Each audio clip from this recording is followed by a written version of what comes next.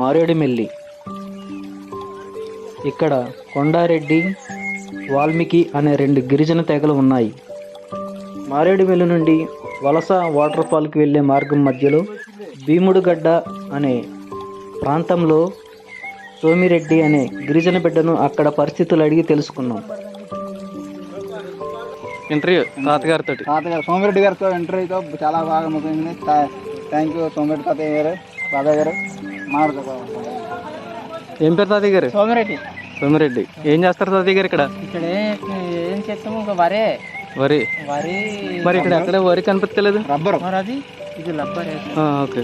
ఈ సంవత్సరం రబ్బర్ ఇచ్చారు కదా కేరళలో, ఇచ్చేసారు.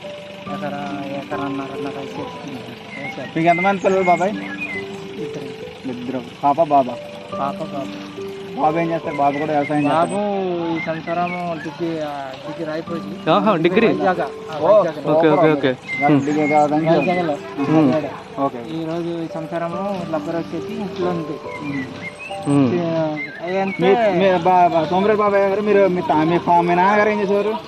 మా నాన్నగారు ఏం చేశాడంటే కొండకేనే ఇక్కడే పుట్టారు ఆయన కూడా. మీ తాతగారు తెలుసా మీకు? మీ తాతగారు కూడా ఇక్కడ. అప్పుడు కూడా ఈ రోడ్లు ఇలాగ ఉన్నాయండి? రోడ్లు అప్పుడు రోడ్లు లేదండి, దాళ్ళు, చిన్న దాళ్ళు భుజం మీద కళ్ళు కాదలు మోసి ఇంకా తీసుకుపోయారు. ఎక్కడ అమ్ముతారు తాతయ్య గారు అన్నీ? ఇంకోటి తాతయ్య గారు, మీరు ఇలా వ్యవసాయం చేశారు, ఏమన్నా అడవి జంతువులు గట్ట ఏమన్నా చూసారా మీరు ఎప్పుడైనా? అడవి జంతువులు ఇప్పుడు పులులు గట్ట, గేదెలు. ఇప్పుడు పుల్లులు ఉంటాయి? పులులు కూడా ఉంటాయి ఇప్పుడు కూడా. మరి అలాగే మరి దూడలకి కాపల. అంటే మీ తాతయ్య గారు, మీ నాన్నగారు వాళ్ళు కూడా చూసారని పులుల్ని గట్టనే? మీరు కూడా చూసారు పులుల్ని ఇక్కడ కూడా? మరి ఇంతకాలం